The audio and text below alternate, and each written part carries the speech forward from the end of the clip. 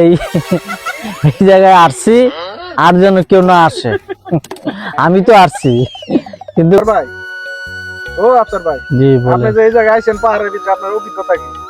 অভিজ্ঞতা ভাই, মালয়েশিয়া আসছি অনেক বছর হয় কিন্তু এরকম পাহাড়ে আসিনি কখনো।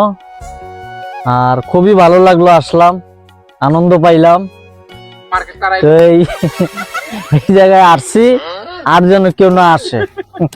আমি তো আসছি কিন্তু এই জায়গাটা খুবই সুন্দর জায়গা, না আর যেন কেউ না আসে।